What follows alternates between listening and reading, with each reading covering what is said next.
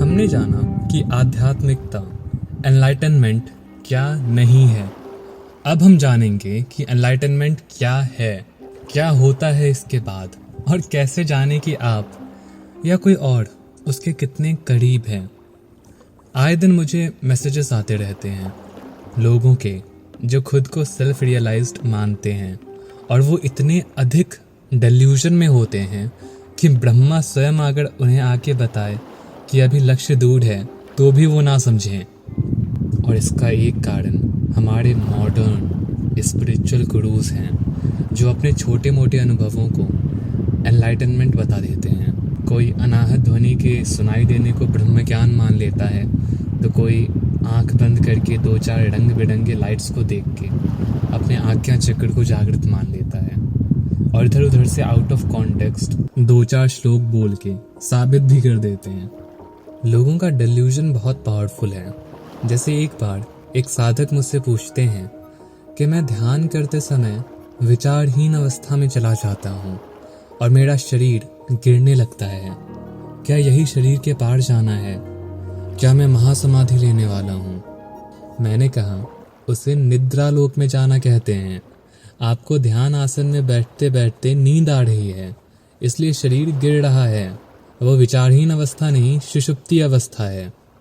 तो उन्होंने एग्री किया कि हाँ, मैं अनकॉन्शियस हो जाता था। और सिर्फ ये एक ऐसा केस नहीं है, एक पूरा संप्रदाय है साधकों का जिन्होंने बैठे बैठे सोना सीख लिया है, और फिर वो कहते हैं कि ईश्वर नहीं है, आत्मा का कोई अस्तित्व नहीं है, वास्तविकता शून्य है।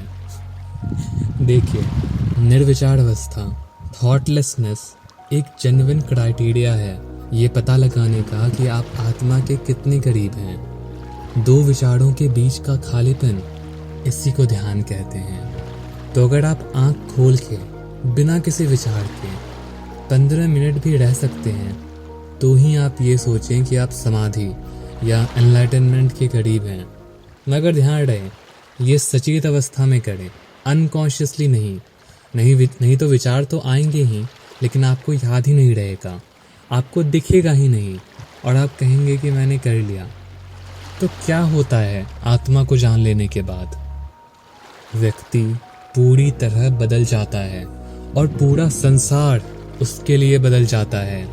यथा दृष्टि तथा सृष्टि, जैसे आपका पर्सपेक्टिव होगा वैसा संसार होगा। ऐसा नहीं है कि संसार कुछ और बन जाता है या आत्मा समहाउ मॉडिफाई होके परमात्मा बन जाती है। नहीं, हमें बस जो सच है वो नजर आ जाता है, जो इतने समय से हमारे सामने ही था लेकिन कभी ध्यान ही नहीं गया, वो नजर आ जाता है। जैसे एक उदाहरण देता हूँ। एक बार बचपन में जब मैंने रूम में अकेले सोना शुरू किया था, तो ये घटना घटी। रात हो रही थी और मुझे प्यास लगी थी। मेरे रूम का गेट बंद था और ऊपर सीलिंग पे पंखा चल रहा था। लेकिन जैसे ही मैं उठा, मुझे ऐसा लगा, मुझे आवाज़ सुनाई दी कि मेरे रूम के बाहर कोई है जो चल रहा है। मुझे आवाज़ें सुनाई दी कि शायद किसी के चलने की, जैसे जूते या चप्पल फर्श पे घिस रहे हों। मैं बहुत डर गया। चलते चलते कभी आवाज़ आनी रुक जाती, जैसे वो रुक गया हो मेरे रूम के आगे और मेरे निकलने का इंतज़ार कर रहा है। मैं सुबह तक प्यासा रहा और वो आवाज़ आती रही रुक रुक के। जब सुबह खिड़की से सूरज की रोशनी आई तो दिखा कि मैंने बड़े पेपर में जो ड्राइंग बना के दीवार पे टेप से चिपकाई थी वो नीचे गिर गया है और पंखे की हवा के कारण इधर उधर घिस रहा है। बस इसका अनुभव होना मुझे पूरी तरह बदल देता है।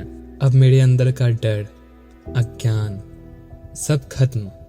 एनलाइटनमेंट ऐसा ही है, जब अवेयरनेस का सूरज उगता है तो समझ में आता है कि हो क्या रहा है। जब समझ में आता है कि जिसे आप सांप समझ रहे थे, उसके नज़दीक जा नहीं रहे थे, वो असल में रस्सी थी। और ये मेरे बताने से नहीं होगा कि वो रस्सी है या आवाज़ किसी के चलने की नहीं है। जब तक आपको खुद नहीं दिखता तब तक नहीं आएगा परिवर्तन।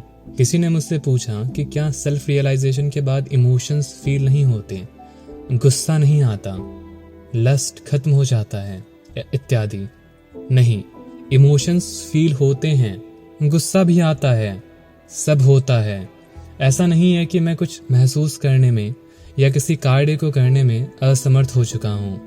केवल अब वो मेरे पे हावी नहीं है। अब यह मेरी इच्छा है कि मैं उन्हें एनर्जी दूं या नहीं। बिना मेरी अनुमति के ये भाव प्रकट नहीं होंगे। आपका गुस्सा, आपकी खुशी अभी आपकी नहीं है, आप उनके हैं। जब क्रोध आता है तो आप क्रोध के नियंत्रण में आ जाते हैं। आप सोचने समझने की शक्ति खो देते हैं और आपका पूरा दिन खराब हो जाता है गुस्से में। कहा जाता है कि जब आप गुस्से में हो तो कभी भी जवाब ना दें, जब आप खुश हों तो कोई वादा ना करें, और जब आप दुखी हों तो कोई भी निर्णय ना लें, क्योंकि तब ये भावनाएं आपकी नहीं होती, आप इनके होते हैं, इनके गुलाम।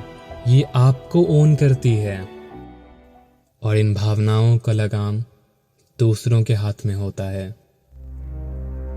कोई भी मूर्ख आपका 3 बार मजाक क्या उड़ा दे, आप तुरंत गुस्सा हो जाएंगे और पूरे दिन वही सोचते रहेंगे। कुछ लोग सुसाइड कर लेते हैं क्योंकि 10 लोग उनके सोशल मीडिया पोस्ट के कमेंट में उनका मजाक उड़ा रहे थे। और कोई लड़की आपकी तारीफ कर दे तो आप 4 दिन तक वही सोच के मुस्कुराते रहोगे। सोचो इस गुलामी के बारे में, जहां हर मूर्ख का तुम्हारे मन पे नियंत्रण है और तुम्हारे मन का तुम पे। इस नियंत्रण को अपने हाथ में लेना मुक्ति है। आपका चाइल्डहुड कंडीशनिंग, आपके प्रबुद्ध कर्म, आपकी मान्यताएं और पहचान, जब चेतना का उदय होता है तो इन सब के नियंत्रण से आप मुक्त हो जाते हैं। अगर आपका मेडिटेशन में झिंगुर की आवाज सुनना या 10 तरह के लाइट्स दिखना आपके अंदर परिवर्तन नहीं ला रहा है तो वो अनुभव आध्यात्मिक नहीं, व्यर्थ है। एक स्पिरिचुअल एक्सपीरियंस का सिर्फ एक क्राइटेरिया है, वो आपको बदल के रख दे, आपका नियंत्रण आपके हाथ में दे दे। जैसे मुझे एक बार इन्फ्लुएंजा हो गया था और पूरे बॉडी में अनबेरेबल पेन था, लेकिन मुझे हंसी आ रही थी।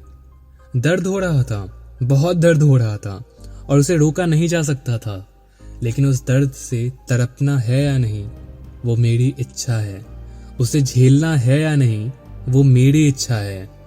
तो जब आप इतने फ्री हो जाते हैं तब आप शिव के करीब होते हैं। और एक क्राइटेरिया है आनंद, खुशी, पागलों वाली खुशी। कुछ साधक ये समझते हैं कि उन्होंने स्थिति प्रज्ञ अवस्था को प्राप्त कर ली है या वो स्पिरिचुअली बहुत आगे हैं क्योंकि उन्हें इमोशंस फील ही नहीं होते हैं। जब उनके साथ कुछ अच्छा होता है, कुछ ऐसा जो वो चाहते थे, तो वो खुश नहीं होते, वो अपनी खुशी को सप्रेस कर लेते हैं और इस डिल्यूजन में रहते हैं कि मैं हर सिचुएशन में समान रहता हूँ। नहीं, आपको दुख में रहने की आदत हो गई है। यह समझना कि न्यूट्रल रहना कोई बहुत बड़ा स्पिरिचुअल अचीवमेंट है, मूर्खता है, विशुद्ध मूर्खता। न्यूट्रल रहना आत्मा का स्वभाव नहीं है, मन का है। महर्षि पतंजलि ने कहा था कि मन या तो कलिष्ठ होता है या अकलिष्ठ। कलिष्ठ अर्थात दुख में, दर्द में, गुस्से में, फ्रस्ट्रेशन में, और अकलिष्ठ अर्थात न्यूट्रल स्टेट, जो दुख ना हो, दर्द या क्रोध ना हो। उन्होंने आनंद शब्द का प्रयोग नहीं किया या हर्ष का, उन्होंने एग्जैक्ट वर्ड अकलिष्ठ का प्रयोग किया, क्योंकि आनंद, खुशी ये आत्मा का स्वभाव है, का स्वभाव नहीं। आत्मा चिदानंद है, पूरी तरह जीवंत, सचेत, कॉन्शियस और पागलों की तरह खुश। अगर आप इस खुशी को अनुभव नहीं कर पा रहे हैं तो आप आत्मा के करीब नहीं हैं, उससे कोसों दूर हैं। अगर ये बोरिंग, ये नीरस और न्यूट्रल रहने वाले लोगों को शिवलोक प्राप्त हो जाए तो शिवलोक छोड़ के धरती पे आ जाएंगे। एक स्पिरिचुअल बीइंग बच्चों की तरह होता है, उसमें कोई सीरियसनेस नहीं होती, उसके लिए जीवन बस मस्ती है। जैसे जैसे आप आध्यात्मिक प्रगति करेंगे वैसे वैसे आप इस पागलों वाली खुशी को अनुभव करेंगे हर समय, चाहे कोई आपको मार रहा हो या बुरा भला कह रहा हो। मैं हमेशा कहता हूँ साधकों को कि अपने घर में दास की तरह जियो, सर्वेंट की तरह। इतना काम करो, इतना एग्जॉस्ट करो खुद को कि रात को आप जब बिस्तर पे जाओ तो बस वहीं मर जाओ, इतनी थकान हो आप में। और अगर उस एग्जॉशन में भी आप आनंदित हैं, आपको मजा आ रहा है, तो आप आत्मा के बहुत करीब हैं। जब आपको 10 लोग अपशब्द कह रहे हैं और आप बिना रिएक्ट किए मजे में हैं, खुश हैं, तब आप आत्मा के करीब हैं। इसलिए गुरु की आवश्यकता होती है, क्योंकि हम ऑब्जेक्टिवली खुद को जज नहीं कर पाते हैं। इसलिए गुरु टेस्ट लेते हैं हमारा, जो अक्सर भयंकर होता है। वो आपको ऐसे सिचुएशंस में खड़ा कर देंगे कि आपका गुस्सा या आपका डर फूट के बाहर निकलेगा। तब साधक को समझ में आता है कि वो कितना पानी में है। देखो, ये सब बस क्राइटेरियाज हैं यह जानने के लिए कि आप कितने आगे हो अपने स्पिरिचुअल प्रैक्टिसेस में, अपने स्पिरिचुअल इवोल्यूशन में। यह एनलाइटनमेंट का क्राइटेरिया नहीं है, क्योंकि अगर आपने आत्मज्ञान को पा लिया है तब आपको कोई कंफ्यूजन ही नहीं रहेगा। तब जानने के लिए इन परीक्षाओं की आवश्यकता नहीं होगी, तब बस पता होगा। विचारों को रोकने की आवश्यकता नहीं होगी। थॉटलेसनेस ही आपका नॉर्मल स्टेट होगा। जब तक जरूरत नहीं होगी तब तक विचार आएंगे ही नहीं। इसको ऐसे समझो, राजा अपने महल के सबसे भीतरी कमरे में रहते हैं और उस महल के 7 द्वार हैं, 7 दरवाजे। उनसे मिलने के लिए जब आप पहले द्वार पर जाते हैं तो वहां आप कई सारे सेवकों के बीच बैठे एक सज्जन व्यक्ति को देखते हैं, जो चारों ओर से आडंबर और भव्यता से घिरे हुए हैं।